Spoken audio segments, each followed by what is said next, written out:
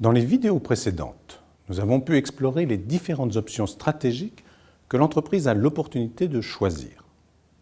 Jusqu'alors, nous sommes restés dans une approche où l'entreprise prend ses décisions en tenant compte de la situation de l'environnement concurrentiel ainsi que de sa propre capacité stratégique, sur la base donc de son diagnostic stratégique. En revanche, dans ce type d'approche, les choix stratégiques des entreprises sont considérés comme pris de manière relativement indépendante, c'est-à-dire sans tenir compte de l'effet d'un choix stratégique sur la propre stratégie d'un concurrent. Il faut noter cependant que dans de nombreux cas, une entreprise peut être amenée à prendre des décisions stratégiques, non seulement sur la base de son diagnostic, bien sûr, mais également sur la base de ses anticipations des possibles réactions de ses concurrents. C'est cette question que nous allons aborder dans cette vidéo. Nous allons voir les principes qu'impliquent ces interactions stratégiques et nous allons nous appuyer, comme illustration, sur l'industrie des pneumatiques pour les voitures. Mais tout d'abord, il importe de préciser dans quel contexte peuvent s'établir ces interactions stratégiques. Il existe en effet des situations dans lesquelles le jeu concurrentiel s'exerce entre quelques entreprises. Alors, du fait du petit nombre d'acteurs, chacun peut observer les faits et gestes des concurrents et chacun peut évaluer l'impact des actions que les autres mènent sur sa propre activité et réciproquement, bien sûr. On parle dans ces conditions de marché concentré, du fait que quelques-uns détiennent la majorité des parts de marché. Cette concentration est souvent mesurée tout simplement par la part de marché cumulée des plus grosses entreprises du secteur. Les statistiques ne sont malheureusement pas très nombreuses à ce sujet. Il en existe quelques-unes aux États-Unis. Dans ce pays, des statistiques ont pu montrer, par exemple, que pour les céréales du petit déjeuner, 85% du marché est détenu par 4 entreprises seulement. Le nombre s'élève à 91% dans l'industrie du tabac. Dans certains secteurs militaires, les valeurs peuvent atteindre presque les 100%. Même si les statistiques sont rares et difficiles à établir, on peut comprendre que ces situations concurrentielles sont en revanche assez fréquentes. On trouve facilement de tels niveaux de concentration dans les secteurs de niche ou au niveau des groupes stratégiques. Les économistes ont proposé une modélisation de ces interactions stratégiques dans des modèles dits oligopolistiques, c'est-à-dire impliquant un nombre limité de concurrents. Par exemple, a été développé le modèle de Cournot, dans lequel 2 entreprises en concurrence fixent leurs décisions de prix et de quantité en fonction de la courbe de réaction de l'autre. Ces modèles de théorie économique sont repris en management stratégique pour définir 2 grands types de comportements que les entreprises en concurrence sur ce type de marché peuvent adopter. Effectivement, les entreprises peuvent opter entre 2 types de comportements concurrentiels. Un comportement dit coopératif ou un comportement non coopératif. Dans un comportement non coopératif, les entreprises cherchent à augmenter le plus possible leur part de marché et développent pour cela des politiques de prix relativement agressives. Elles tendent à développer d'importantes capacités de production pour mener à bien leurs ambitions de conquête. Ce type d'action concurrentielle tend à réduire les marges de profit dans le secteur et sur le long terme, à limiter le nombre de concurrents par élimination des moins performants. Qu'est-ce qui peut inciter une ou plusieurs entreprises à adopter ce type de comportement stratégique ?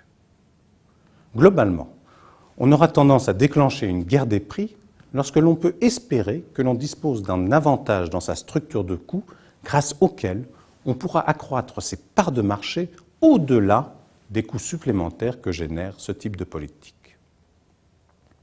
À l'opposé, un comportement dit coopératif maintient entre les concurrents un certain partage des profits disponibles dans le secteur.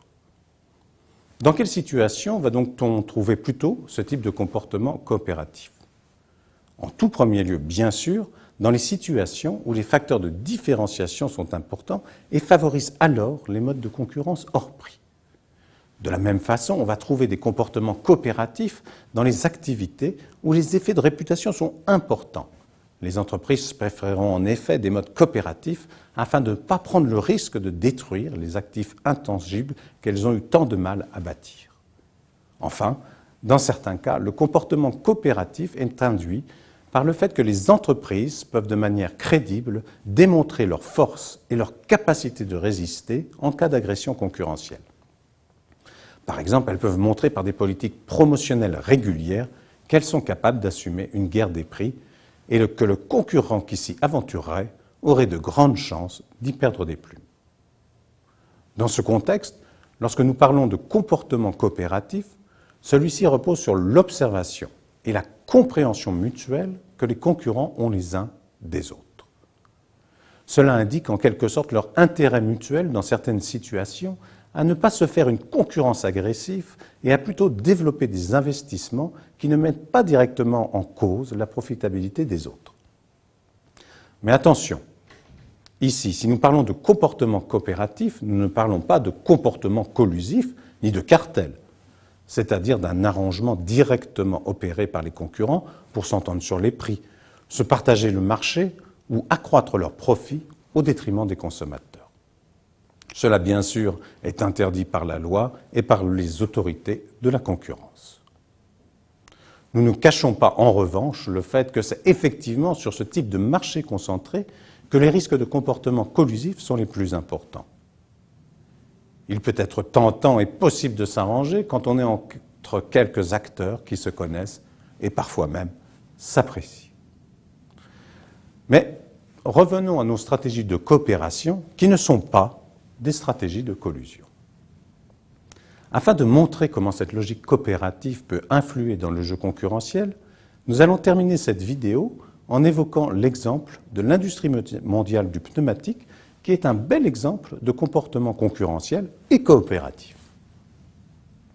Nous parlons ici de cette industrie bien connue qui produit les roues de voitures et les roues de camions. Dans ce secteur, les principales caractéristiques sont le poids des matières premières dans le coût de fabrication des produits, l'importance de la main-d'œuvre dans la production, le poids des coûts de transport, le volume relativement élevé des dépenses de recherche et développement, et enfin, l'importance du prix dans la décision d'achat des utilisateurs. Au niveau mondial, il existe 3 principaux concurrents, suivis par une multitude de concurrents limités à une activité beaucoup plus locale. Globalement, le japonais Bridgestone détient un peu plus de 15% des parts de marché mondiales. L'américain Goodyear, à peu près autant. Et le français Michelin est un petit peu derrière en termes de chiffre d'affaires. À eux trois, ils représentent près de 40% de l'ensemble, ce qui fait bien de ce marché un marché concentré, même si les chiffres ne sont pas aussi élevés que dans les cas précédemment évoqués. Il est intéressant de noter que ces parts de marché sont relativement stables, puisque chacun de ces 3 concurrents détenait à peu près les mêmes il y a 20 ans. En complément, il faut noter que chacun est leader dans sa région. En part de marché, Michelin est le leader en Europe, Bridgestone le leader en Asie et Goodyear le leader aux États-Unis. De la même façon, ces positions relatives sont stables depuis longtemps. Cette industrie a connu, depuis la Seconde Guerre mondiale, plusieurs phases de profonde restructuration suivant d'intenses guerres de prix. Cela a amené à cette relative concentration entre les 3 entreprises citées. Ces guerres de prix suivaient le plus souvent l'introduction d'une innovation. C'est ce qui suivit notamment l'introduction dans l'immédiate après-guerre du pneu à carcasse radiale, apportant plus de sécurité, de longévité et d'économie de carburant. Cette innovation de Michelin lui permit de prendre à l'époque le leadership sur le marché, mais entraîna également une profonde guerre des prix, dans la mesure où ce pneu plus résistant avait aussi comme effet mécanique de réduire presque par 2 la taille globale du marché. Or, les années 90 semblent ouvrir potentiellement de nouvelles opportunités de conquête de parts de marché du fait de changements technologiques importants et de l'évolution des marchés. Il y a en effet à cette période-là de nouvelles technologies comme le pneu PAX développé par Michelin, mais également de grandes opportunités de croissance en Asie, en Chine en particulier. Pourtant, comme nous l'avons dit, non seulement les parts de marché sont restées relativement stables, mais l'on peut noter également que Goodyear, comme Michelin, ne se développe que graduellement et prudemment en Asie. Par ailleurs, Michelin décide très rapidement de vendre sous forme de licence technologique ses innovations à ses principaux concurrents, et cela plutôt que de faire ce que l'on pourrait appeler le coup du radial. Dans une analyse concurrentielle traditionnelle, ces actions concurrentielles pourraient sembler étranges. Pourquoi ne pas profiter d'une rupture technologique pour reprendre une avance décisive sur les concurrents? Pourquoi ne pas entrer sans hésitation sur le marché chinois que tout le monde reconnaît être le marché du futur, afin de s'imposer au plus vite comme la référence? Lorsque l'on regarde la situation en détail, cela peut s'expliquer par le fait qu'aucun des concurrents ne dispose de facto d'un avantage concurrentiel suffisant pour s'imposer auprès des deux autres. En ce sens, déclencher une guerre des prix, par exemple en attaquant les marchés asiatiques de Bridgestone, impliquerait de devoir assumer très rapidement une réaction du japonais sur les marchés américains et européens. Les positions concurrentielles des trois leaders du marché sont ainsi assez interdépendantes et nul n'a donc vraiment intérêt à prendre des risques. L'observation de ces positions relatives permet de comprendre pourquoi les concurrents développent une politique de croissance prudente sur les nouveaux marchés afin de maintenir un équilibre clair dans leur présence internationale. Cela permet de comprendre également pourquoi Michelin a privilégié une politique d'innovation si prudente. Là encore, il s'agit de ne pas bousculer les positions établies.